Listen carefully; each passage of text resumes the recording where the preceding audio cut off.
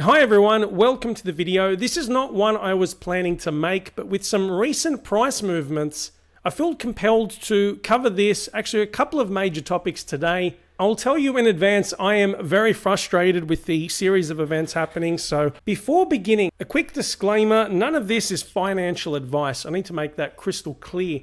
Now, to cut to the chase, we've seen the price drop considerably over the past 24 hours or even less. The entire market is down, or the price down by double-digit percentage losses. So Bitcoin was below $50,000, Ethereum down below $4,000, and you're probably wondering what on earth has happened in such a short period of time.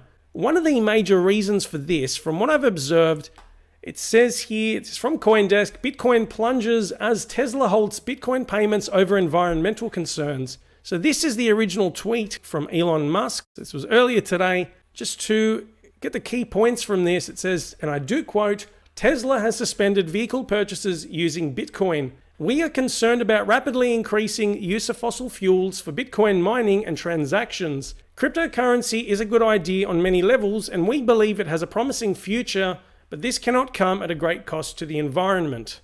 We are looking at other cryptocurrencies that use less than 1% of Bitcoin's energy/transaction. End quote. I will say just a couple of highlighted tweets here that I want to draw your attention to this. As you'd imagine, many people would come out firing, just criticizing how this is somewhat superficial. And just to backtrack slightly, this is a valid concern and it is very important. However, there are mitigating factors. Firstly, this is from Anthony Pompliano. He's quite prolific in the crypto space. It says, Elon, you realize that 75% of miners use renewable energy, right? I will say there's no source there to back that up. However, I have found this figure listed within the headline of this article through CNBC, so shown here. Even if we're not at 75%, as time progresses, more and more of this energy will be derived from renewable or any other cleaner energy sources. Dan Held says, are you going to stop accepting US dollars, which use even more energy? And there is a corresponding table there. And they make very good points. Why is there not enough discussion about the energy requirements for mining various minerals or certain metals or whatever resources people are demanding? Just a few counter arguments to this, or to get people to think a bit more critically about this whole situation. Firstly, let's rewind back to February this year. So just a few months ago, this article from Blockonomy, and this was across the internet, various sources. Tesla invests $1.5 billion in Bitcoin, which, as you'd imagine, led to a significant price rally. The thing I don't get is, and I would be very surprised if Elon Musk was not aware of this at the time, this issue of the environmental impact associated with Bitcoin mining has been well documented for a while and has been increasingly noted in recent months and years as the price has increased and the mining difficulty has increased as well. So for those not looking at the screen, a link to this Science Daily article estimating the environmental impact of Bitcoin mining. According to this was back in November 2019, sourced by the American Chemical Society. So there's that link there. This was documented well before Elon Musk's or Tesla's decision to acquire the $1.5 billion of crypto. Another source here from CNBC, just to read the headline, Bitcoin's wild ride renews worries about its massive carbon footprint. So if you look at the date, February the 5th, earlier this year, so about the same time when Elon or Tesla made that decision. Why is it that now this is an issue, but at the time when he was very enthusiastic about it, that didn't seem to be a problem, or at least it didn't stop them from buying $1.5 billion worth at the time, which is a huge sum of money, let's be honest. That's the first issue I have. Second point, and this ties back to the overall crypto community, whilst this is a valid argument and some important points raised, and I still respect Elon's opinion on that, why have we allowed, collectively, the entire space to drop by, as I said, generally speaking, double-digit percentage losses in such a short period of time, when it's one person,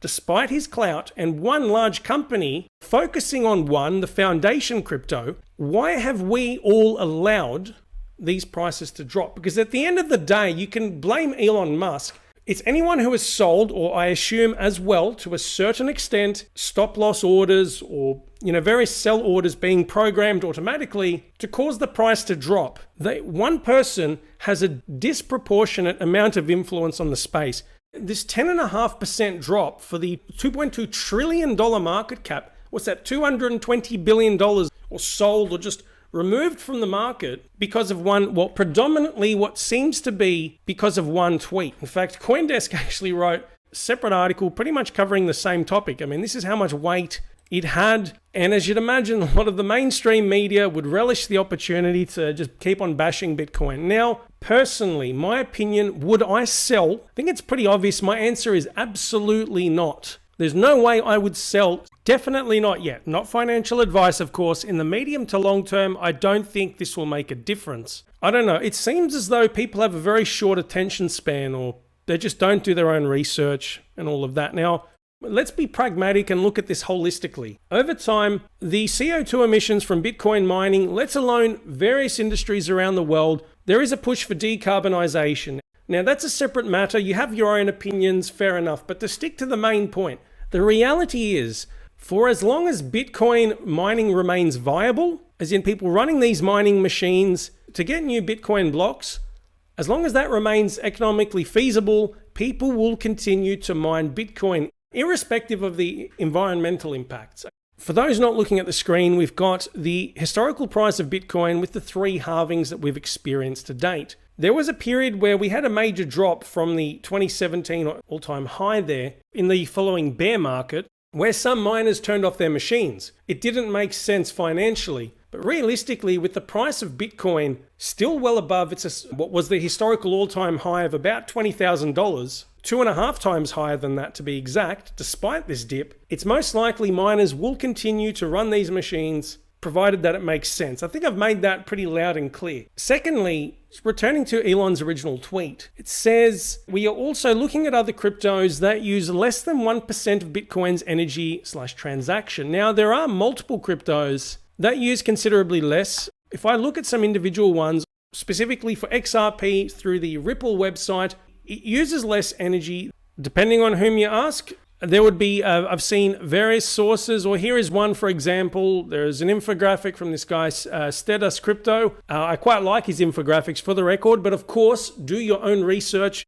Check out various sources. It says energy consumption of Portugal relative to Bitcoin, Ethereum, and XRP. It's well known there are many other cryptos. IOTA is another one that comes to mind. They speak about low resource requirements. Again, just check out the exact statistics if you want to know ins and outs of it all. Cardano, and you'll often see information from one of its key spokespeople, Charles Hoskinson there. He covers energy consumption in this Forbes piece. This is from just a few weeks ago. There are other cryptos out there that would definitely use a lot less energy than Bitcoin. And of course, nevertheless, I am still a fan of Bitcoin. We'll hold it, and I will personally still keep on supporting it and buy some of it here and there.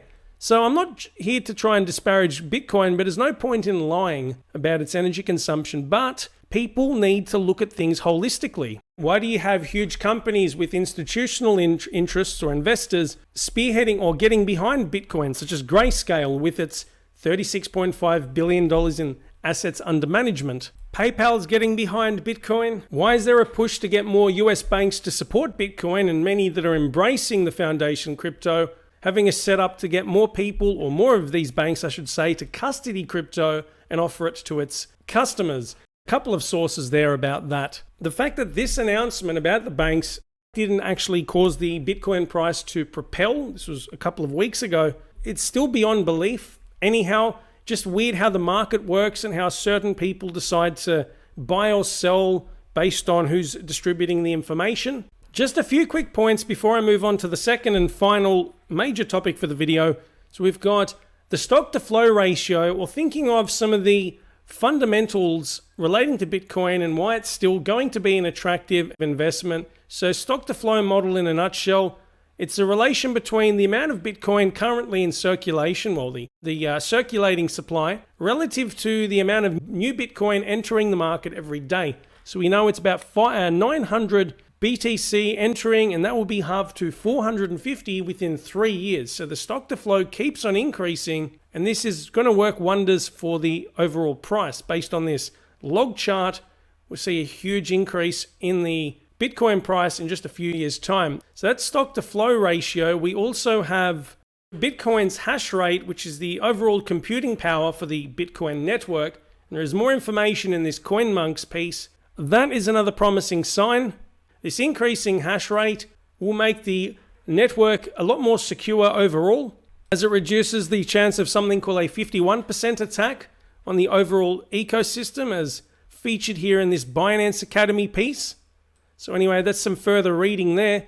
Well, if I return to the Bitcoin block reward halving website, the inflation rate is pretty low, especially compared to many fiat currencies, and will be halved again and be less than 1% per annum following the next Bitcoin block halving event, and more details there. The next point here is specifically about Dogecoin, Shiba Inu coin, and a lot of BS coins. I won't now, just to clarify, this is through Crypto Slate, and I'm not having a go specifically at them, because the fact this has actually made the news is quite an indictment on the space. It's actually I find it quite depressing that people are throwing so much money into this. Now, of course, you're getting individuals who are making a killing from this, but on the flip side, there are many people who are losing money, most likely without even researching what this entails and its fundamentals, the utility, the long-term prospects. Of course, many people just wanting to get a quick return on investment. There's a separate article here. It says